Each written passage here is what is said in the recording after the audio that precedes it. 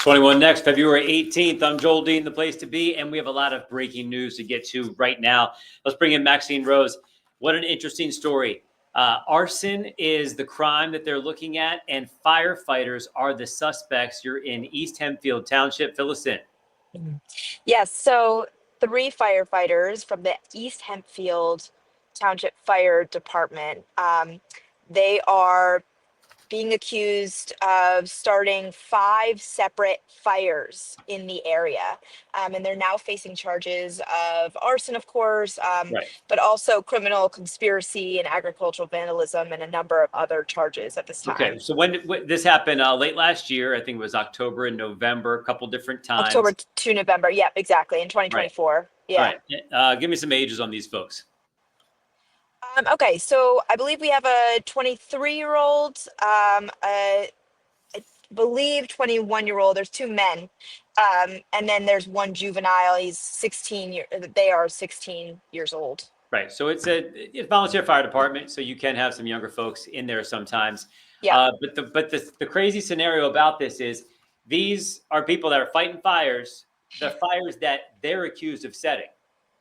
right, right. And actually, tonight we spoke with one woman who says that it was the shed in her backyard that was actually set fire of one of those five fires. And she talked a little bit about that. She just is in total disbelief. You know, these are the people that you trust to help put out these fires and to learn that these potentially, these firefighters are being accused with this. It's just, they're in shock. I'm not in shock. Unfortunately, You're not. No, I've covered situations like this before. When I was in Reading, there was an arsonist who was also a Mhm. firefighter. I talked to the commissioner back then who said Yeah. that people that are attracted to fire, sometimes they don't always have the best motives, or they want to be around it so Yeah. much that they take the next step and they don't want anybody to be hurt. And in this situation, that's what Right. you're explaining to me is that, Yes. they're telling the people, get out, you have a fire here, even though they're the ones that said it. What was the worst damage of all this? Okay, so the people we spoke to, and I want to speak to what you just said in 1 second, but there was $18,000 worth of stuff in that shed. So there was that, and then there was also thousands of dollars of a corn bale Right. fodder, It I was a believe. field. Yeah, Right. yeah, Okay. yeah. So I want to speak to that one thing that you just said there because what the woman told me is that she had been woken up the morning of Thanksgiving, to doorbell saying, "Your shed's on fire, your shed's on fire." And she had heard, or sorry, I should say, seen kind of three people. She didn't open the door to them, but she saw three people and then they walked away. Hmm.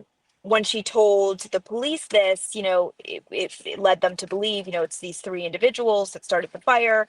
But, you know, they are saying that because they rang the doorbell, right? They wanted to let the people in the neighborhood, in their house, to be safe, to know that there's a fire happening in their backyard. So it's interesting because, even though they, could have done that, they wanted people to be safe. They just wanted to light the shed itself on fire. So that's just an interesting point we Yeah. learned today. Once again, these people are innocent Yeah, until proven guilty. Unfortunately, I've right. I've covered a few things in the past where the firefighters themselves were the ones setting fires and then putting them out.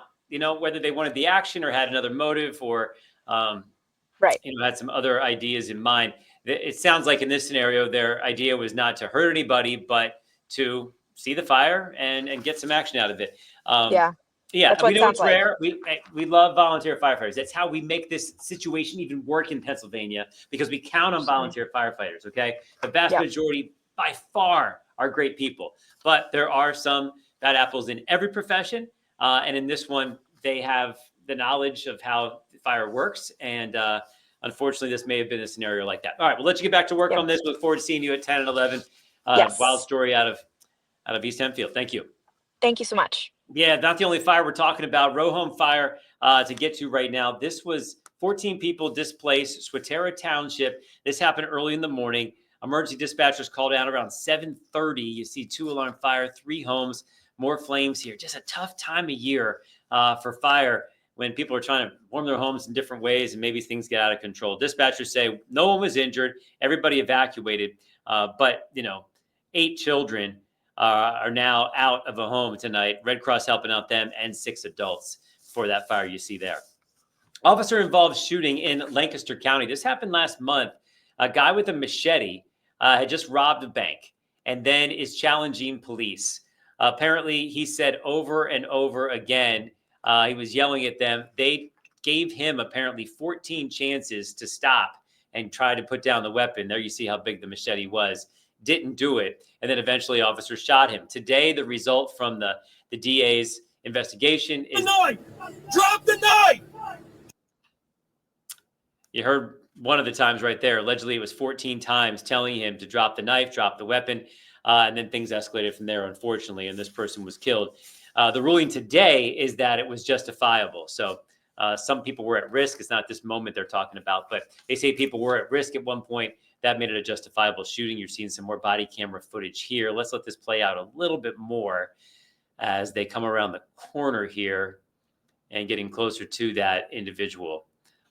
Once again, tough situation there. Whenever someone is shot and killed, it's sad in so many levels. But the result of this one is it was a justifiable shooting by the DA. Moving right along. Let's get to this. I don't know if you heard about this, but hip hop star A$AP Rocky was in court, accused of firing a handgun at a former friend, looking at possible years in prison, maybe 20 years in prison or more. And this is the moment he found out he was not guilty. There, maybe a part of the legal team almost tackles her, and then just jumping over the the area there to get to the booth where the supporters are. You see, the relief coming from him right now. We're going to watch it one more time. So this is in Los Angeles. They reached this verdict tonight. It's rapper A$AP Rocky charged with firing a gun at a former friend. 7 women, 5 men, a unanimous decision there. They deliberated for about 3 hours in this scenario. Prosecutor said that he twice fired the gun at his former longtime friend during a dispute in Hollywood on the streets in 2021. But tonight found not guilty. The defense argued that he fired blanks and it was a prop gun that he picked up from a music video set. So A$AP Rocky is a free man tonight. Here's another guy who we like to talk to on a busy news night. It's always busy when we're talking about how freezing cold it is outside. I almost said something else. It is freezing cold out there. Well. They're using a lot of F words when they're talking about the forecast. Freezing is the word we could use. Word, and freezing is another one. Give us the lowdown here. It's just bitterly cold, Joel D. I mean, it's very rare this late in winter that you lock in this Arctic air for 3 or 4 days, but that's exactly what we're doing this week. So this is a look at your temperature ride tomorrow, going down to 12 tonight. You factor in any wind, the wind and chill will be 0 or even below. Fortunately, it's not as windy as we have been, but still any little breeze makes it even colder. And look at that, highs only in the 20s. 26 was our high today. Normally this time of year, we should be at the 43. So way colder than we should be. Let's say the 7-day give you a little bit of good news as we work our way into the 40s this weekend and maybe 50 by 1 week from today. So a little bit of a rough week here, maybe a few snow flurries on Thursday. But when I see a 50 on the map, I go, things that make you go, 18 to 50. I always like looking at the lows and the highs on the same screen there. And that shows you we're in for a ride, like you said. Yeah, I think we're heading in the right direction there, my friend. This might have been the coldest part of the year. You ready to say that? Oh, yeah. Well, I mean, that week of January was definitely the coldest part. But, yeah, right. We're not going to see this again if that's what you're asking. That's what I'm going for. Okay, that's the good news I wanted to see. The silver lining from our silver fox. Thank you very much, sir. Great hair. Everyone's saying it. They're all saying it. Yeah. There it is, for your pleasure. That's a bit much, but thank you, sir. Take them off the screen. All right, everybody. Thanks for watching on a very busy News Tuesday. Hope you can join us on air as well, 10 and 11. And if you're watching this at a different time, hey, you can always check us out here at 21 Next. Tune in, see what's going on. It doesn't have to be live, but we'll give you a feel for what's happening at that moment in the day. And then you can watch the news in a little bit different way where we have time to talk about it a little bit and get a feel for what things really mean. All right, folks, that is it. Make sure you're liking, subscribing, and hitting those notifications so you can know when 21 Next is on next. See ya.